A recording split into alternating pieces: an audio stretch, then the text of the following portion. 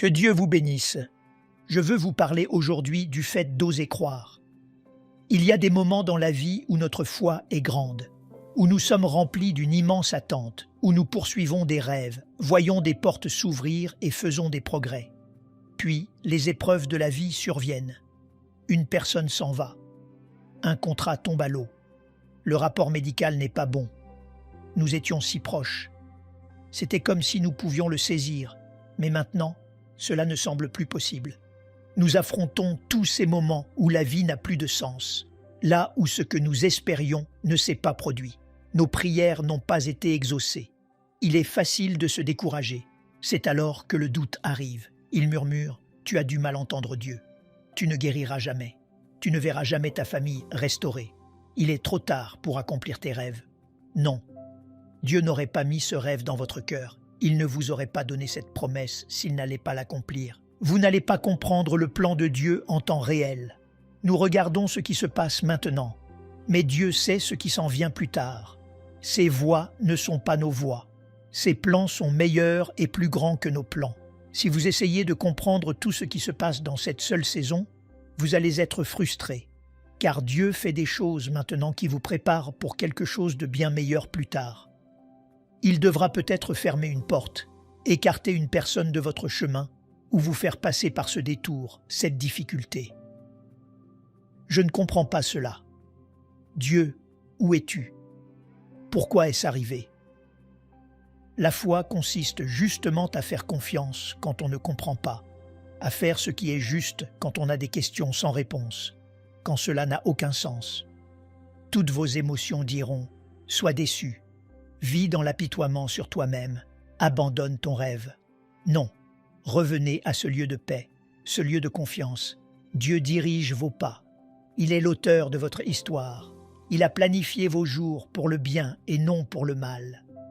Et oui, il peut y avoir des saisons que vous ne comprenez pas, des saisons de lutte où ce qui fonctionnait ne fonctionne plus, des saisons de silence où vous priez, faites ce qui est juste, mais rien ne change, des saisons de portes fermées, de déception où il semble que votre rêve soit annulé, mais Dieu ne l'aurait pas permis si cela devait stopper votre destinée. Cela ressemble à un recul.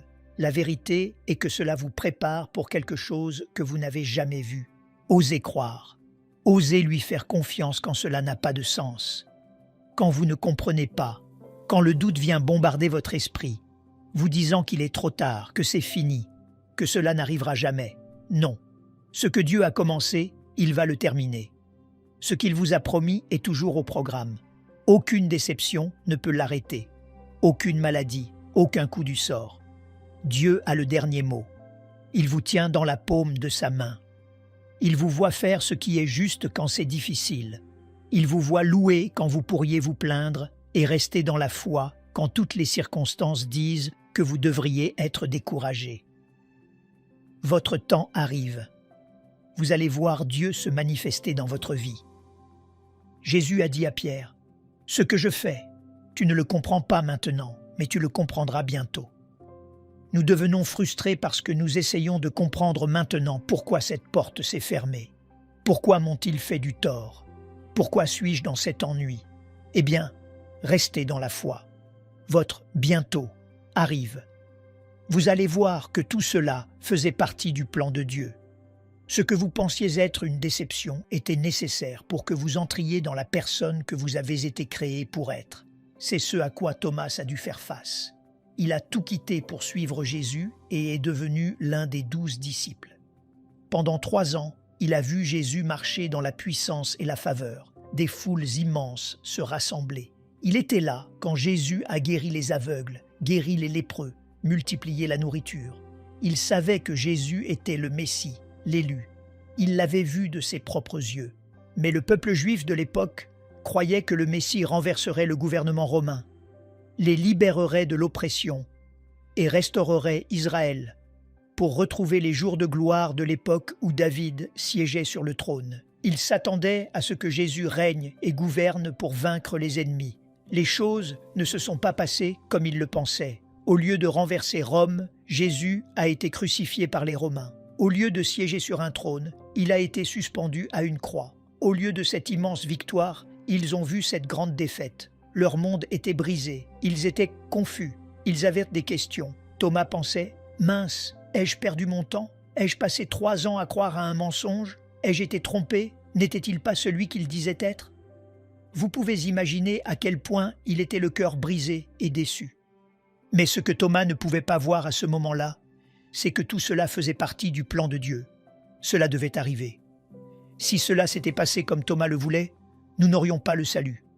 Nous n'aurions pas la rédemption ni la vie éternelle. Thomas voulait que Jésus change le gouvernement.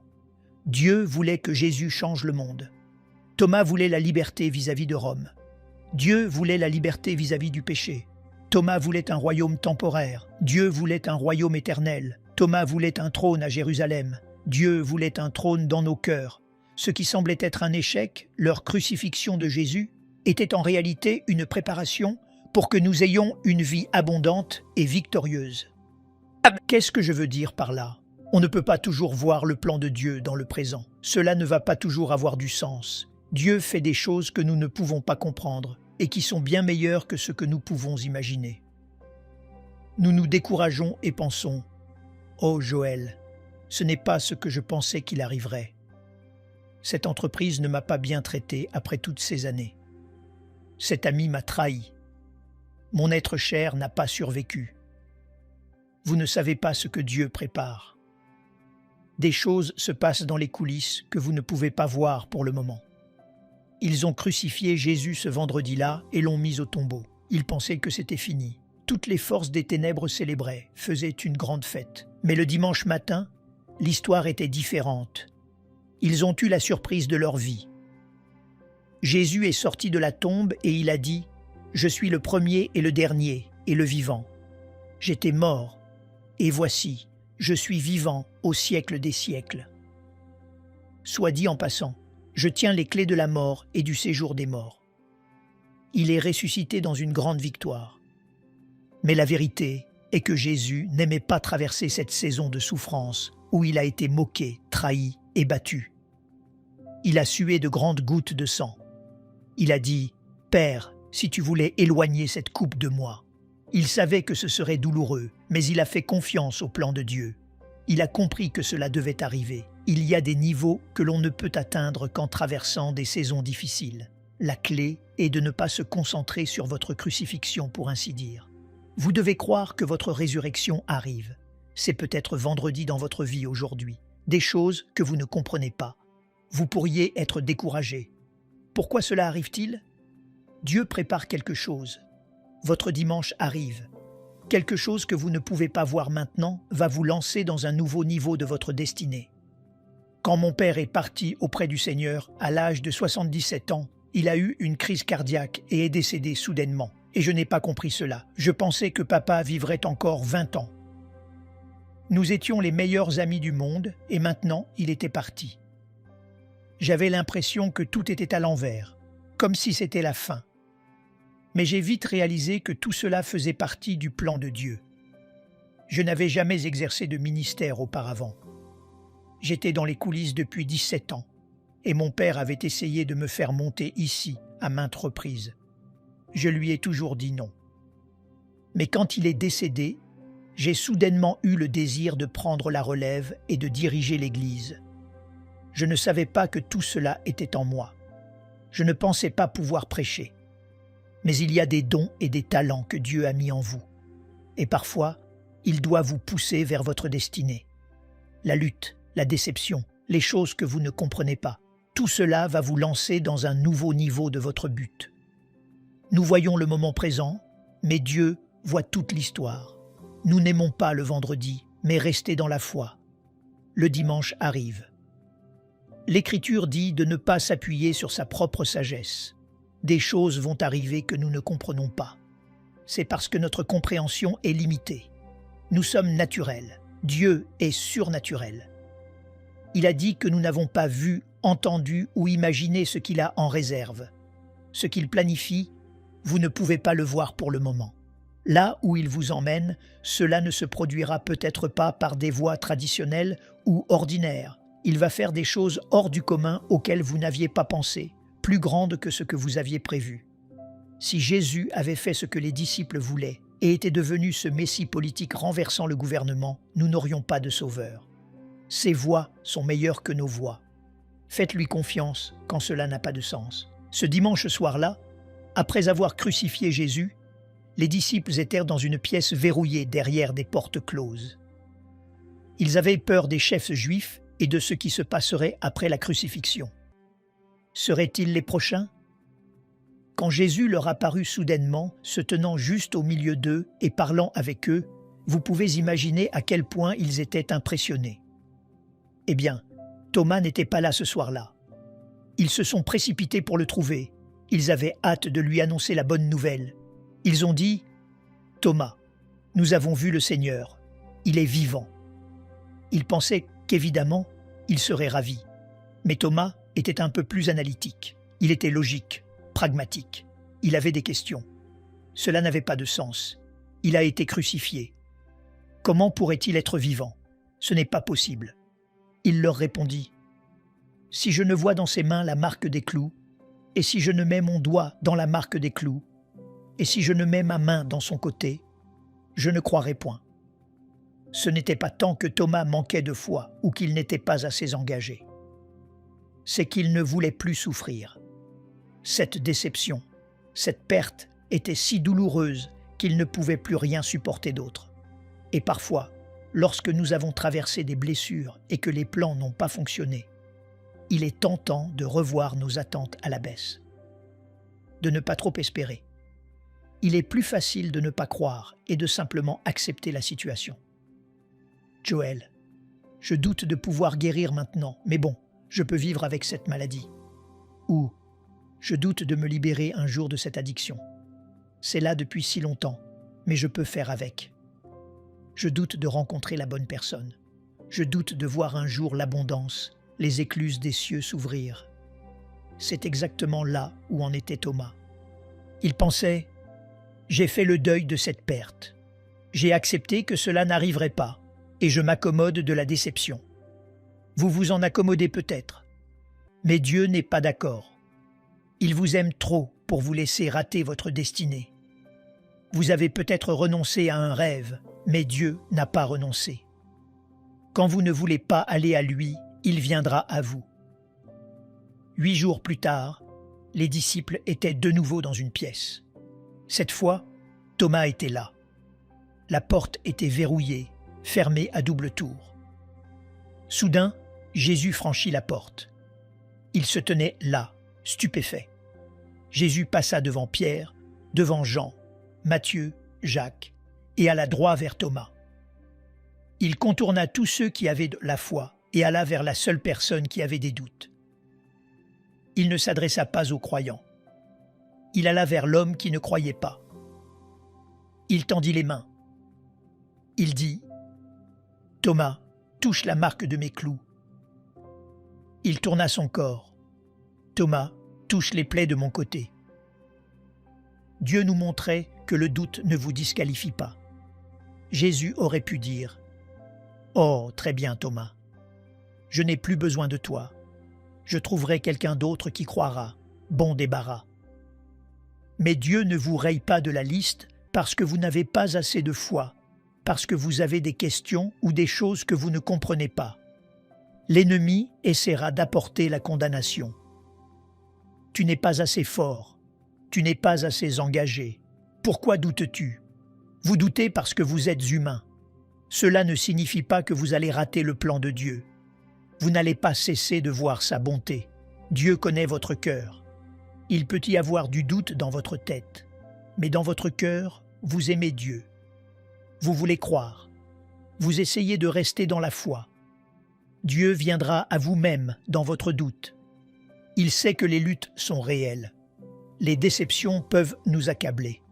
Les gens qui nous font du tort, les portes qui se ferment, cela peut être décourageant et amener des questions. J'ai du mal à entendre Dieu. Il ne dit pas « Si tu es Superman, si tu ne doutes jamais, si tu n'as jamais de moment de faiblesse, alors je t'aiderai. Alors je te montrerai ma faveur. » Non. Même dans les doutes, Dieu vous cherche. Il vient vers vous. Quand ma mère luttait contre un cancer en phase terminale, elle racontait comment elle se réveillait au milieu de la nuit, si inquiète et craintive. Toutes ses pensées lui disaient que c'était fini et qu'il n'y avait aucun moyen de guérir. Elle se décourageait un peu et était même confuse, essayant de rester dans la foi alors que le doute était si réel et si fort.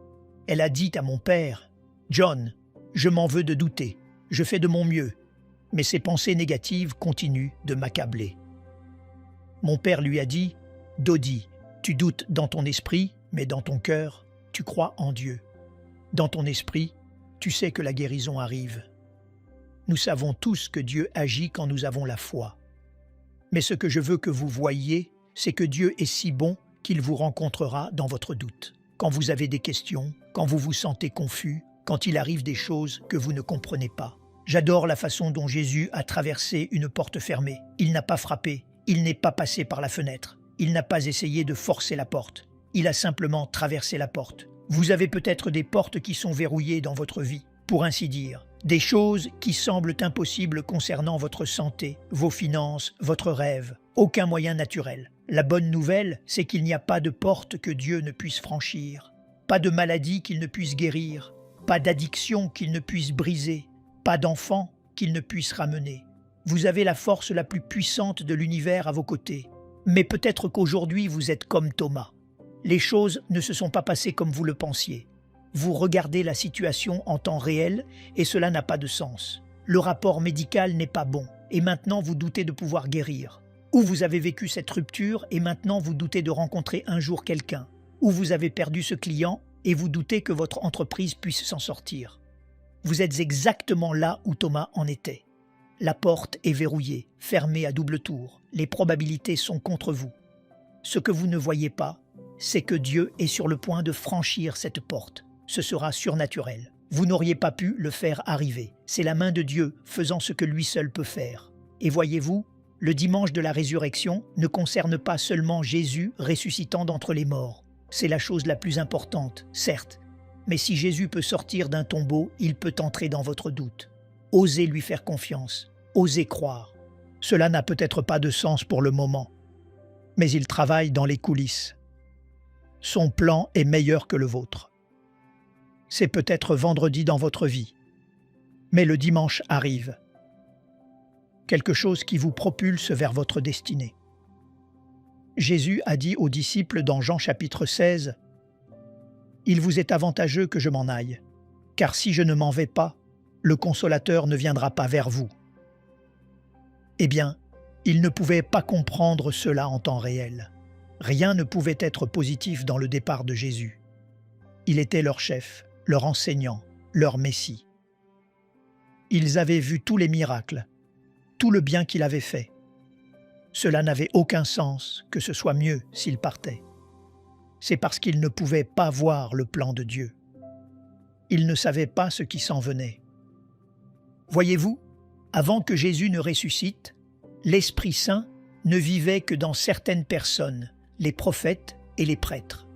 Dans l'Ancien Testament, David disait à ses hommes, « Allez voir le prophète et demandez-lui ce que Dieu veut que nous fassions. » Quand on faisait des erreurs, il fallait trouver un prêtre pour faire un sacrifice pour ses péchés. Il dépendait d'autres personnes pour être guidé et protégé. Tout dans le raisonnement des disciples disait que le départ de Jésus était une mauvaise chose. Ce n'est pas ce à quoi nous nous attendions. Sans lui ici, nous serons moins efficaces. Mais c'était tout le contraire.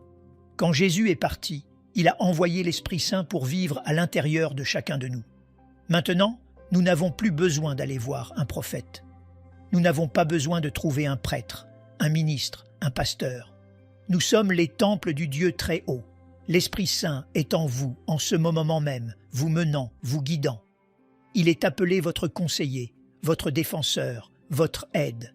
C'est pourquoi Jésus a dit « Il vous est avantageux que je m'en aille ». Parfois, Dieu enlèvera des choses que nous ne comprenons pas. Il fermera des portes ou écartera quelqu'un de notre vie. Nous n'aimons pas cela. Rien dans notre logique ne permet de voir en quoi c'est une bonne chose. Vous ne le comprenez pas maintenant, mais plus tard vous le comprendrez. Dieu fait des choses que vous ne pouvez pas voir. et il va vous emmener là où vous n'êtes jamais allé. Faites-lui confiance quand cela n'a pas de sens. Ne combattez pas tout ce que vous n'aimez pas. Dieu est plus intelligent que nous. S'il ferme une porte ou fait quelque chose que vous ne comprenez pas, soyez assez mature pour dire « Dieu, je te fais confiance. Tu sais ce qui est le mieux pour moi. Je n'aime peut-être pas cela. Je suis peut-être dans une crucifixion en ce moment, mais je crois que ma résurrection arrive. » Thomas est devenu connu sous le nom de Thomas l'incrédule. On nous a appris à l'école du dimanche. Ne soyez pas comme Thomas. Il n'avait pas assez de foi. Il lui fallait des preuves. Mais savez-vous combien de temps Thomas a douté? Était-ce pendant 1 an, 5 ans, 30 ans? Il porte ce surnom depuis 2000 ans. Non, Thomas a douté pendant 8 jours. Il y a eu 8 jours entre le moment où on lui a dit que Jésus était ressuscité et le moment où Jésus est entré dans la pièce. 8 jours. Et des milliers d'années plus tard, les gens l'appellent toujours Thomas l'incrédule. Où est-ce que je veux en venir? Les gens essaieront de vous étiqueter à cause d'un mauvais moment, d'un échec, d'une saison difficile, d'une rupture. Rendez-vous service. Retirez ces étiquettes. Thomas le faible, Thomas l'accro, Thomas le divorcé, Thomas le compromis. Ce n'est pas qui vous êtes. C'était un moment de votre vie. Vous avez peut-être échoué, mais vous n'êtes pas un échec. C'est ce que vous avez fait. Ce n'est pas qui vous êtes. Vous avez peut-être douté, mais vous n'êtes pas un sceptique. Ne laissez pas cette étiquette devenir permanente. Vous luttez peut-être contre une addiction, mais vous n'êtes pas un toxicomane. Vous êtes un enfant du Dieu très haut. Ne laissez pas les gens vous étiqueter. Laissez Dieu vous étiqueter. Nous l'appelons Thomas l'incrédule. Savez-vous comment Dieu l'appelle? Thomas le croyant, Thomas le pardonné, Thomas le béni. Maintenant, vous aurez peut-être besoin de retirer certaines étiquettes aujourd'hui. Peu attrayant, endommagé, blessé, celui qui fait des compromis. Ne laissez pas cela définir votre avenir. Chaque personne a connu un moment de doute, un moment de compromis que nous souhaiterions pouvoir effacer. Si nous pouvions revenir en arrière, nous ferions mieux. Si Thomas avait eu une autre chance, il aurait cru dès le début. Mais c'est arrivé. Vous ne pouvez pas changer le passé.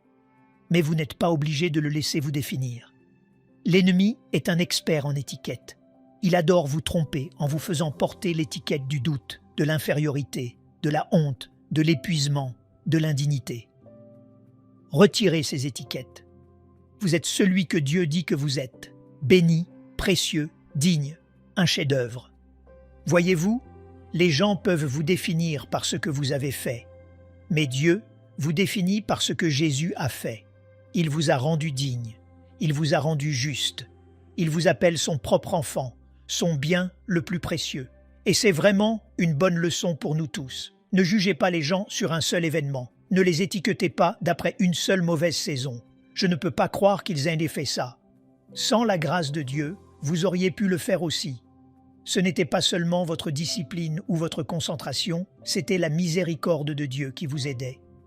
Ne soyez pas pharisiens, ne vous croyez pas plus saints que les autres. Oh moi, je n'aurais jamais fait ça. Non, notre justice vient de Dieu. Marchez humblement. Reconnaissez que c'est sa miséricorde et sa grâce qui nous maintiennent sur le bon chemin. La miséricorde que vous montrez aux autres est la miséricorde que Dieu va vous montrer. C'est tout l'esprit de Lakewood.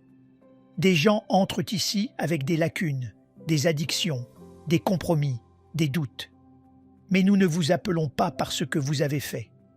Nous vous appelons par ce que Dieu dit que vous êtes. Pas Thomas l'incrédule, cela a duré 8 jours, mais Thomas le croyant. Pas Thomas l'accro, mais Thomas le libéré. Pas Thomas le honteux, mais Thomas le digne. Pas Thomas l'échoué, mais Thomas le victorieux. Bien que Thomas soit probablement plus connu pour son doute, ce n'était pas la fin de l'histoire. Ces 8 jours ont attiré beaucoup d'attention. Mais ce dont nous n'entendons pas beaucoup parler, c'est que Thomas a porté l'Évangile plus loin que n'importe quel autre disciple. Pierre, Jacques, Jean, ils sont allés à Rome, en Grèce, en Judée. Thomas est allé en Inde, sur un autre continent, à 3000 milles de là. L'homme qui a douté, Dieu l'a utilisé pour aller le plus loin. Je suis allé en Inde de nombreuses fois avec mon père, et partout où l'on va, on rencontre un Thomas. Des églises portent le nom de Thomas. Des parents nomment leur fils Thomas. Il existe des groupes appelés les chrétiens de Saint Thomas qui font remonter leur foi à Thomas il y a 2000 ans. Oui, Thomas a eu une saison de doute, mais il ne l'a pas laissé le définir. Il a ensuite vécu une vie de foi. Grâce à cela, des millions de personnes en Inde, des générations plus tard, entendent encore parler de la bonté de Dieu. Mais l'ennemi aimerait vous convaincre que vos doutes, vos échecs, ce qui s'est passé dans le passé, ont souillé votre avenir. Laisse tomber. Reste sur la touche. Ne croyez pas ces mensonges. Dieu vient à vous avec amour, avec miséricorde, avec pardon. Pas seulement pour s'en sortir, mais comme pour Thomas, pour aller plus loin, pour laisser votre empreinte. La meilleure partie de votre vie est encore devant vous. Jésus a dit à Thomas, « Parce que tu m'as vu, tu as cru. Heureux ceux qui n'ont pas vu et qui ont cru. » C'est vous et moi. Nous n'avons pas vu. Nous n'étions pas là en personne. Nous n'avons pas pu toucher, ressentir. Pourtant, vous êtes ici. Vous honorez Dieu. Vous le mettez à la première place. Vous êtes bénis parce que vous croyez sans avoir vu. Peut-être que comme Thomas, vous avez eu des saisons de doute, des interrogations, des questions. Cela ne vous a pas disqualifié. Si Dieu peut utiliser Thomas, il peut vous utiliser. Peut-être êtes-vous dans une situation qui n'a pas de sens en ce moment. Vous avez l'impression de reculer. Dieu prépare quelque chose dans les coulisses. Vous ne le comprenez pas maintenant. Faites-lui confiance. Plus tard, vous le comprendrez. Son plan se déploiera en quelque chose de meilleur que tout ce que vous avez pu imaginer. Si Thomas était ici aujourd'hui, il vous dirait « Retirez les étiquettes négatives. Ne soyez pas définis par un seul événement, par une seule mauvaise saison. Ne laissez pas cela gâcher le reste de votre vie. Avancez dans la foi. Votre destinée vous attend. Vos enfants comptent sur vous. Vos proches au ciel, ceux qui vous ont précédés, ils vous encouragent en ce moment même. C'est votre moment. C'est votre temps pour briller. Osez croire. Si vous faites cela, je crois et je déclare, comme pour Thomas, que le doute ne va pas vous arrêter. Il va vous propulser plus loin et plus haut. C'est peut-être vendredi dans votre vie, mais préparez-vous. Le dimanche arrive. Guérison, faveur, percée, la plénitude de votre destinée au nom de Jésus. Et si vous le recevez, pouvez-vous dire « Amen » aujourd'hui? Nous aimerions vous donner l'opportunité de faire de Jésus le Seigneur de votre vie. Voulez-vous bien prier avec moi? Dites Seigneur Jésus, je me repens de mes péchés. Viens dans mon cœur. Je fais de toi mon Seigneur et Sauveur. Et merci Seigneur pour le baptême du Saint-Esprit en moi. Dans le nom de Jésus. Par cette simple prière, nous croyons que le Saint-Esprit vous conduit sur le chemin de la nouvelle naissance. Allez dans une bonne église dont le fondement est la parole de Dieu, passez par les eaux du baptême et donnez à Dieu la première place. Nous espérons de tout cœur que ce message vous encouragera. Si vous connaissez quelqu'un qui puisse être encouragé, s'il vous plaît, envoyez-le lui pour nous aider à atteindre plus de gens et à propager l'Évangile. Édifions le corps de Christ ensemble. Appuyez sur la cloche des notifications et merci infiniment de nous soutenir en vous abonnant à notre chaîne. N'hésitez pas à laisser vos requêtes de prière dans la section des commentaires. Sachez que même si vous ne voyez pas de réponse à votre requête, que ce soit sur YouTube, email, Facebook ou sur Messenger, nous avons prié pour vous. Nous invitons humblement le corps de Christ à soutenir chaque requête en écrivant une prière dans la section commentaires. Tenez-vous ferme dans la foi avec nous pendant que nous prions. Que la grâce et la paix du Seigneur Jésus-Christ soient avec vous tous et qu'il vous bénisse merveilleusement.